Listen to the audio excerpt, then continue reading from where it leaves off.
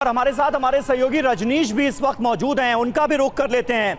रजनीश, इस वक्त खास करके अगर इंडिया गठबंधन के खेमे की बात की जाए तो वहां पर क्या तैयारियां नजर आ रही हैं, फ्लोर मैनेजमेंट की क्या कोशिश हुई है? क्योंकि आंकड़े सब जानते हैं कि एनडीए के फेवर में हैं, उसके बावजूद भी एक मजबूत चुनौती देने की इंडिया गठबंधन की तरफ से कोशिशें नजर आ रही हैं क्या?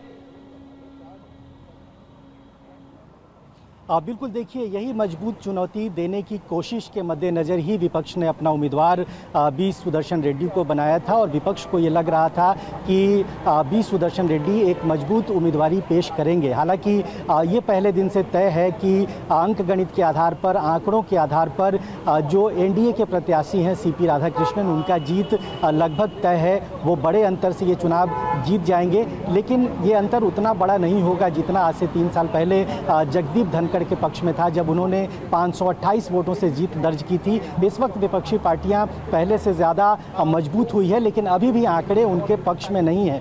और कांग्रेस और विपक्षी पार्टियां ये संदेश देने की कोशिश कर रही थी कि चूंकि एनडीए के जो उम्मीदवार हैं वो संघ की पृष्ठभूमि से आते हैं, इसलिए उनका निर्विरोध चुना जाना, उनके खिलाफ उम्मीदवार न देना एक गलत मैसेज देगा। और यही वजह है कि बी सुदर्शन रेड्डी को इसके लिए लाया गया। इस वक्त हम ताजमहल होटल के बाहर हैं और इसी होटल में बी सुदर्शन रेड्डी रुके हुए हैं। यहीं से उन्होंने अपना पूरा कैंपेन शुरू किया था।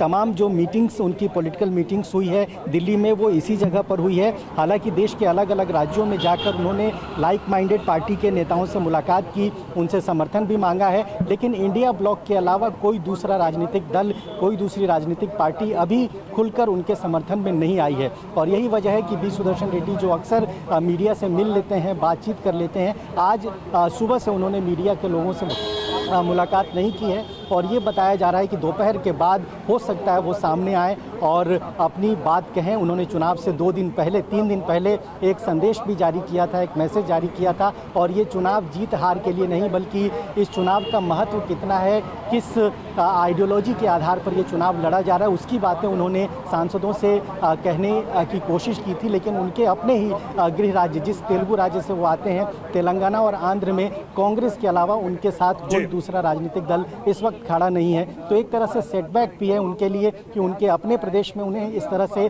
समर्थन नहीं मिल रहा है। लेकिन आधिकारिक तौर पर चुनाव के बाद हो सकता है वो सामने आए और अपनी बात। ठीक है, आमोद राय हमारे साथ जुड़े हुए हैं, हमारे सहयोगी, उनके पास चलते हैं। आमोद, 3 दलों ने अब्सटेन करने का भी ऐलान किया, उसकी वजह क्या अभी तक सामने आई है? और क्या जो जीत का कोटा है उस पर कोई फर्क पड़ेगा उनके अब्सटेन रहने से या वोट नहीं करने से? बिल्कुल, देखिए, 436 वोट एनडीए के पक्ष में है, ये जाहिर तौर पे सबको पता है। और 324 वोट इंडिया गठबंधन के पास है, यानी जीत का जो फासला 112 का तो है ही। लेकिन अगर इसमें कोई क्रॉस वोटिंग नहीं होता है, कोई गलत वोटिंग नहीं होता है, तो इन तमाम कवायदों के बाद 112 वोट से जीत भी एनडीए का पक्का तय है। लेकिन इसके अलावा जो गठबंधन और बन सकता था, जो लोग वोटिंग में हिस्सा ले सकते थे, उसमें से बीजेडी, टीआरएस और अकाली दल का अब्सटेन होना निश्चित तौर पे ये कहीं ना कहीं बीजेपी को या एनडीए को नुकसान होगा, क्योंकि उसमें उम्मीद की जा रही थी कि टीआरएस और बीजेडी दोनों ही वोट डालेंगे एनडीए के उम्मीदवार के पक्ष में। तो निश्चित तौर पे एक वोट का जो मार्जिन है उसका असर पड़ सकता है। लेकिन जीत को लेकर किसी के मनसा, किसी के ऊपर शंका नहीं है कि जीत नहीं होगा एनडीए के उम्मीदवार का। लेकिन महत्वपूर्ण बात यहाँ ये है कि मैं इस वक्त जहाँ खड़ा हूँ, ये नित्यानंद राय जो बिहार के राज्य मंत्री हैं, जो प्रमुख नेता हैं वहाँ के, उनके घर पे आज एनडीए के 39 सांसद जो बिहार और झारखंड से आते हैं उनको बुलाया गया था। और यहाँ पे सबने ब्रेकफास्ट किया और यहाँ से सारे नेता इंक्लूडिंग गिरिराज सिंह, जीतन राम मांझी, सारे लोग पार्लियामेंट निकल चुके हैं वोटिंग के लिए। और अब एक जो यहाँ महत्वपूर्ण बात देखने को मिली कि यहाँ 2 नेता नहीं आए थे। राजीव प्रताप रूडी यहाँ लंच में, ब्रेकफास्ट में, सॉरी माफ़ कीजिएगा, नहीं आए थे। और साथ ही चिराग पासवान नहीं आए थे, बिहार के 2 नेता नहीं आए थे।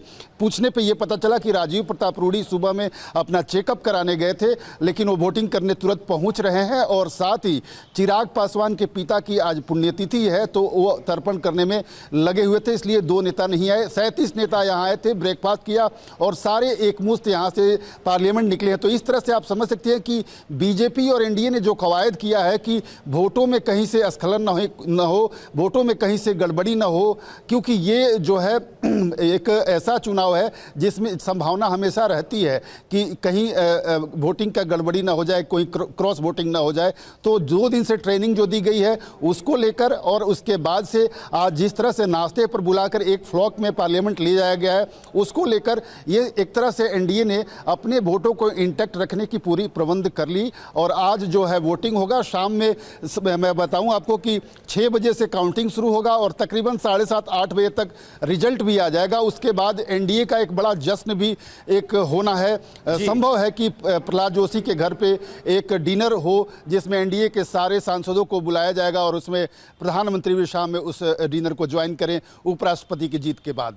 बिल्कुल 386 है जीत का आंकड़ा और 50 से ज्यादा नंबर्स, यानी जो आंकड़ा है 386 उससे 50 नंबर ज्यादा एनडीए के कैंडिडेट्स को डेट को हासिल होते हुए नजर आ रहे हैं। ये कुल मिलाकर कहा जा सकता है। आमोद जरा ये बताइए, विक्रांत भी मुझे इस वक्त स्क्रीन पर नजर आ रहे हैं। विक्रांत, आवाज आ रही है क्या आपको? विक्रांत तक आवाज नहीं पहुंच पा रही है, लेकिन आमोद ये बताइए कि इस बार क्या उपराष्ट्रपति चुनावों में भी कुछ हद तक राजनीति होते हुए हमने देखी? आमतौर पर दूसरा सबसे बड़ा संवैधानिक पद है, राजनीतिक बयानबाजियां जो हैं वो इस चुनाव में नजर नहीं आती हैं, लेकिन इस बार हमने देखा बीजेपी और उसके सहयोगी दलों की तरफ से इंडिया ब्लॉक के कैंडिडेट को घेरने की कोशिश की गई, उनके एक पुराने फैसले को लेकर, नक्सलवाद की समस्या को लेकर। दूसरी तरफ से यह बार बार पूछा जाता रहा कि भाई ये तो बताइए कि उपराष्ट्रपति चुनाव की नौबत क्यों आई? जो पूर्व राष्ट्रपति जगदीप धनखड़ हैं वो कहां हैं? आज भी सचिन पायलट ये कहते हुए नजर आ रहे थे। तो राजनीतिक बयानबाजी कुछ हद तक सुनने को मिली इस चुनाव में।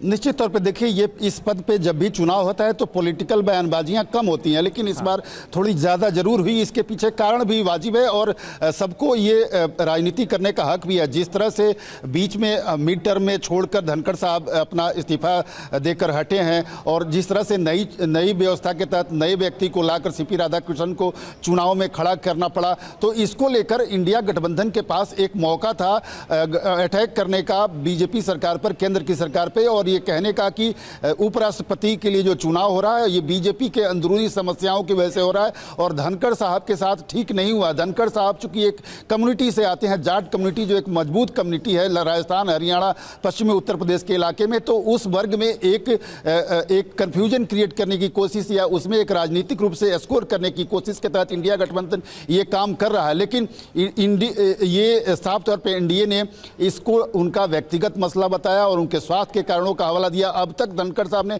कोई प्रतिक्रिया नहीं दी है, तो इसका एडवांटेज भी कहीं ना कहीं एनडीए को है। जो काउंटर क्वेश्चनिंग की जा रही है विपक्ष के द्वारा उसको सीधा सीधा उत्तर भी दिया जा रहा है। लेकिन चूंकि सीपी राधाकृष्णन एक बहुत ही पुराने नेता है, संघ के बैकग्राउंड के नेता हैं और बीजेपी के खांटी नेताओं में से माने जाते हैं, उनको उतारने के बाद इंडिया गठबंधन को लगा कि एक सॉफ्ट चेहरा दिया जाए, एक लेफ्ट ऑफ द सेंटर चेहरा दिया जाए जिससे उस वर्ग को कैटर किया जा सके जो एनडीए के वोटर से अलग रहता है।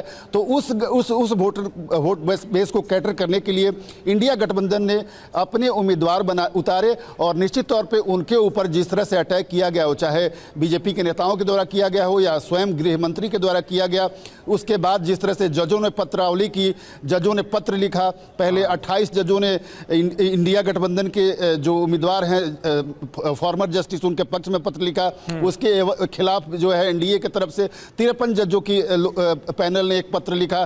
फिर कल रात में 8 जजों का एक जो है पत्र आया है